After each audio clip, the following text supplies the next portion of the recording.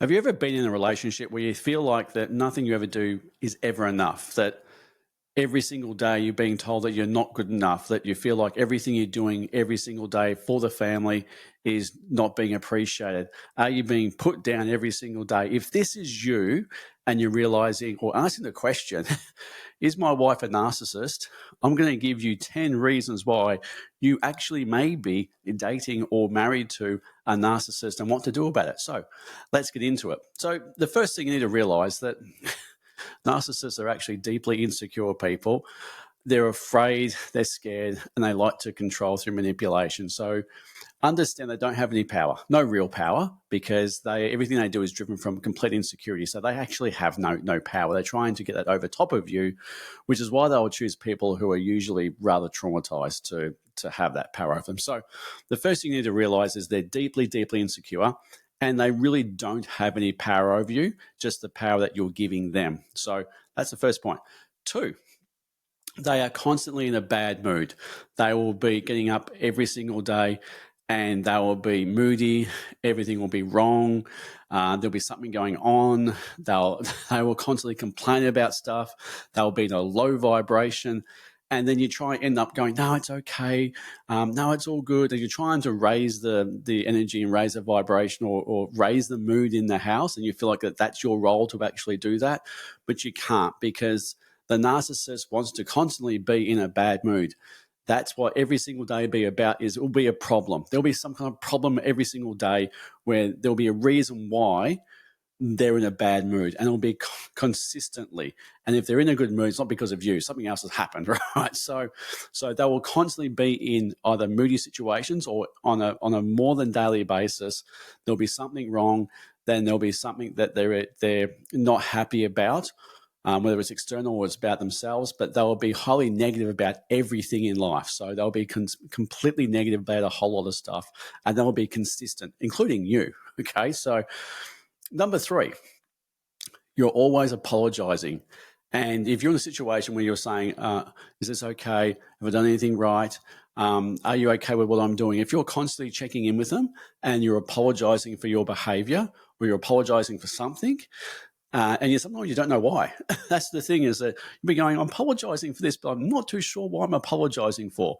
So that's another sign of you're actually married to a narcissist, is that you will be constantly apologizing for things that sometimes you don't even know what you're apologizing for. It's just to keep the peace in that space, because narcissists love to, again, control and manipulate. And if you're constantly apologizing, they've got power over you in that space. Okay.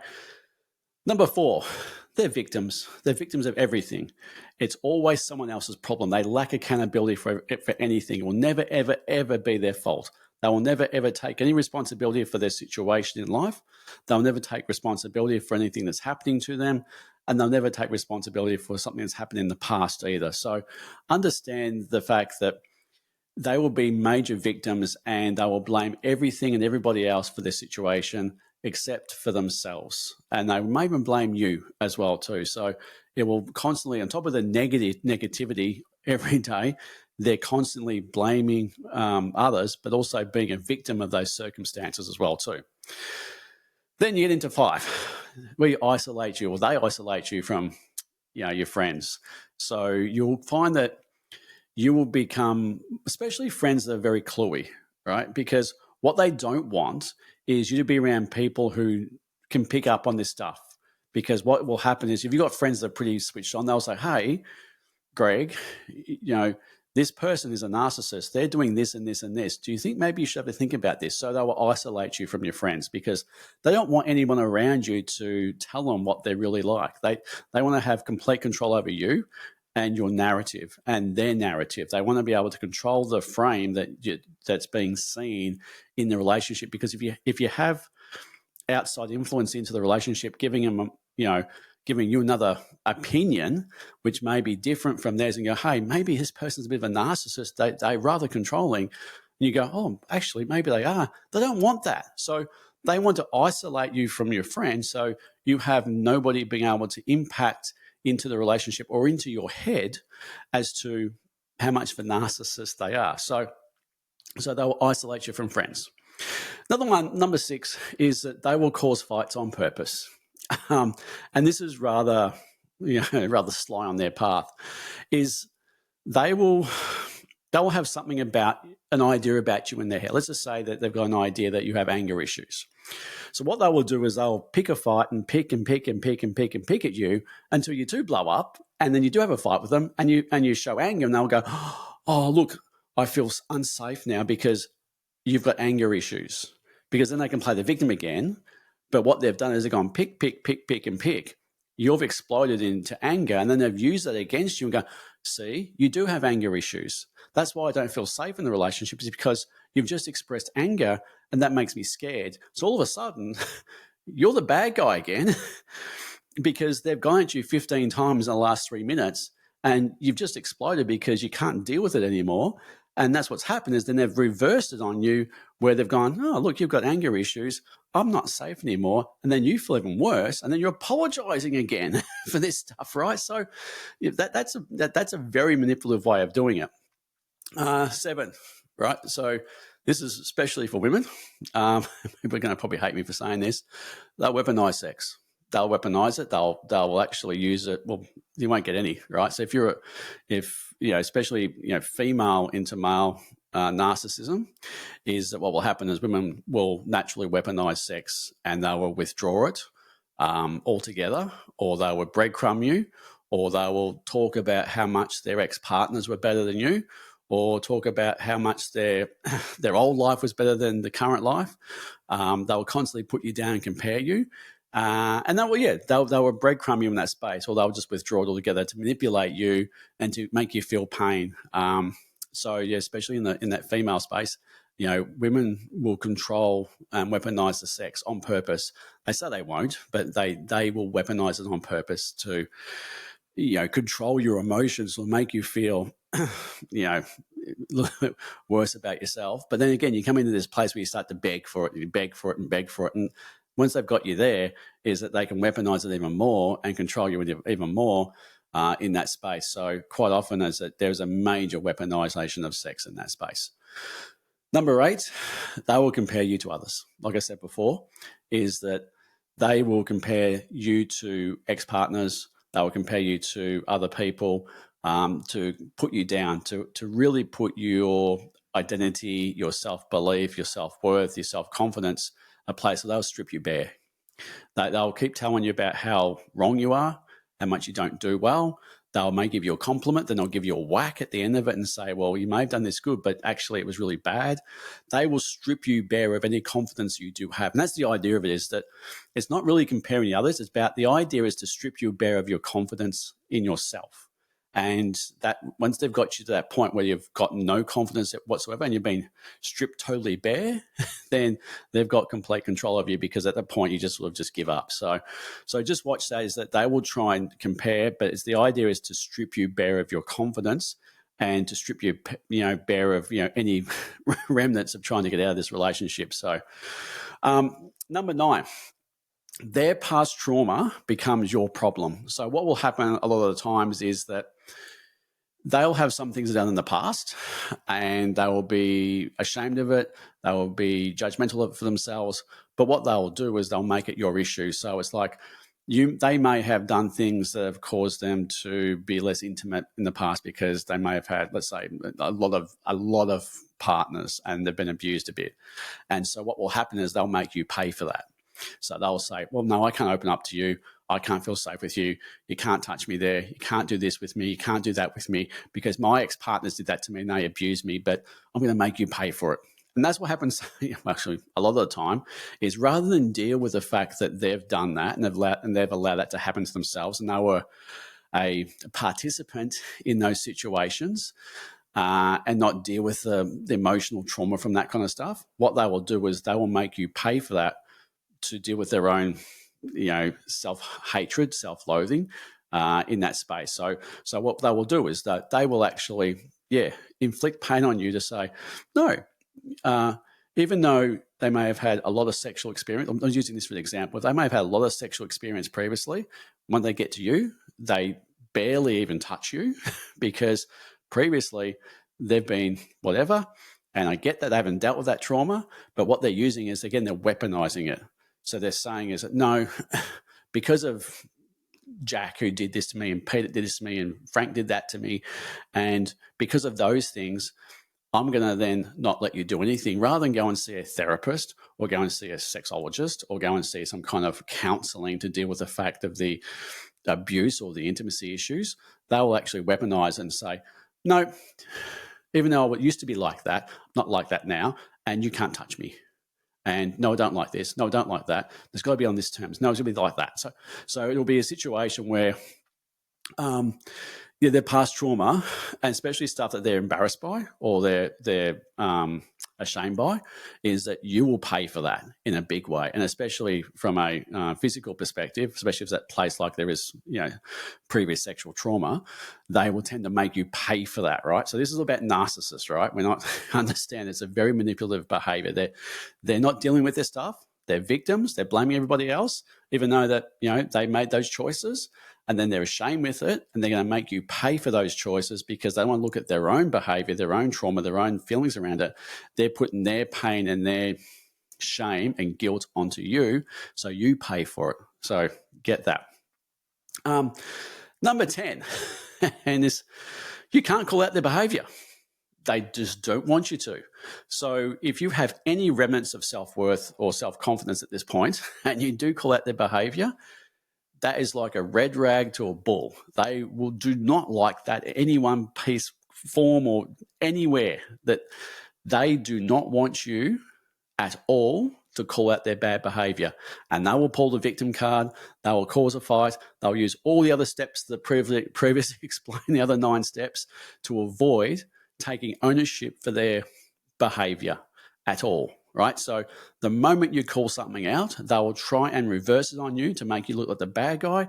And then what ends up happening again is you start apologizing again for something that you raised about their behavior, and then you end up apologizing. It's like, it's weird how it happens, right? So if you're in a situation, and I'm using a female in this perspective, like, if this is happening in your life, if you're a guy and this is happening in a relationship, you are dating or you're married to a narcissist, right? They are there to control and manipulate you. There's a big difference between a narcissist like this, which is about, manipulation, control, and abuse, versus somebody who wants to be on social media and likes, right? It's like, that's not a narcissist. That's just somebody who's just likes, basically, lacks self-awareness. That's a bit different. This is control and manipulation. This is very, very like dark territory you're sort of into. So, but how do you turn it around if you're in this position? Okay, so if you want, there's a couple of things. If you're a guy in this situation, one, leave, because that's probably only a safe place you're going to get. It's a bit complicated if you have kids involved and stuff like that. I would suggest getting some real therapy in that space. But yeah, but you do have some ways to get around this. So option 1 is get some therapy, get some help, or get people like myself to help you out to see this. Problem with trying to get help for narcissists, they don't want to get help. They really don't want to get help at all. They don't want to be called out in their behavior. So it's really hard to get a narcissist into some kind of help at all, right? If you get them there, good, well done in that space. 2, leave, just because you're never going to get out of this, right? You're not going to change them, right? You can leave and then move forward from there. But again, as I said before, it is a bit different if you've got kids involved and stuff like that. So that's where you have to sort of just, you may get some help in that space. You may be able to get some help to navigate that situation. And it's really important you do get help from somebody who can deal with that, the fallout from a narcissist in that space, because it can get really, really ugly. Or 3, you can completely ignore all they're doing. Now, this may make things implode. Probably will make things implode on them. But what they're trying to do is control you. And if you're not controlled by them, then it falls apart. And they may get worse and worse and worse and worse and worse. They may be getting a little bit more crazier on the other end. But understand, if you're being happy, you don't apologize, you don't play into their story, you don't play into the victim. And, if they weaponize sex, so be it. Good for them. You don't get worried about it. It's like, you still be happy, you still be joyful, you bring a sense of essence about you. You work on yourself. You get your self-confidence back. You get your self-identity back. You get your your presence back. You get a sense of who you are back inside yourself, and you ignore what they're doing, and you don't play their game, and you don't respond to their game, you can absolutely turn the tables on them. And by that stage is that they will either leave, they'll either change, or you'll leave. And so, because it doesn't say that it can't stay that way, right? But the worst thing that can happen for you guys is that you actually stay where it is, because if you've got a wife who's like this, she can manipulate you to the cows come home, and you just be this puppy in this place, which is, being abused. And we call it abuse because narcissism is about abuse. And there's a lot of things about abuse from men against women, but I'm doing this one about narcissist women who are abusing men. And it does happen, and it happens a lot, and we just don't see it. And I get it. There's a lot of stuff the other way, but this one's about this other side of things, right? So if you're a guy going through this, guys, you've got to get your confidence back. You've got to get your self-esteem back. You've got to get some sense of self-worth back, and you've got to do that probably by getting external help at this stage. But don't play their games. Don't fall into the victim. Get up, be happy, jump around, be joyful, be confident, and that will really trigger them, and it may instigate the change that needs to happen. But again, the one thing you've got against narcissists is they do not want to get help. Majority of them don't want to because they don't want to look at their own shit, and that's what's playing against you. So in that situation, go and get yourself back and focus just purely on you, and let the cards fall where they may. But if it does decide to break up, then you're confident. If you decide to stay, then either they change, and if they don't change, then you have a choice to make anyway. So I hope that helps you understand if you're in a relationship with a female that has these traits, they are a full-blown narcissist, and red flags everywhere. It's probably a time where you should probably get out at that point, because, as I said, they don't want to naturally want to change. But if they do, there's hope. But if you're seeing this, that is what narcissism is about, and they will manipulate you for pure control, because they are deeply insecure people, deeply sad, deeply afraid, deeply scared, and they're pushing it onto you and making you feel what they feel inside. So I hope that helps. If you want help, reach out, but understand, and I'll say this in every single video, people who are trying to make relationship change via IQ, it never works. You have to understand how people operate. Every single person on the face of this planet operates and makes decisions and communicates through the limbic system, which is via the emotions, the feelings, and hormones. Everybody out there is trying to make people change or communicate in ways that they use the prefrontal cortex, which is our intelligence, our IQ, our knowledge, our critical factors, our cognitive functions, which why it doesn't work. It never works. So if you're out there trying to build a relationship, trying to fix a relationship, trying to fix yourself, and you're trying to use intelligence, you're failing, and you're throwing good money away against bad, and you're wasting your time and your energy. And only when you realize that you need to communicate with the right part of the brain, which is the limbic system, and you communicate with that part of your brain in the effective way, the way the way you can communicate with it, only then does change happen. And if you're in a situation where you're wondering, why isn't my life changing? Is because you're using your intellect, your IQ, your knowledge to try and influence change in human behavior, and it doesn't work that way. So again, guys, comment on the post. Yes, rather controversial, because I've used a female as an example. But if you want to, I do have spots available to reach out for my next 28-day sprint. If you want to have, one-on-one coaching, links down below anyway. So I hope you've enjoyed this. Comment below, and I hope I've helped you identify how to spot a narcissist in your relationship. Catch you later.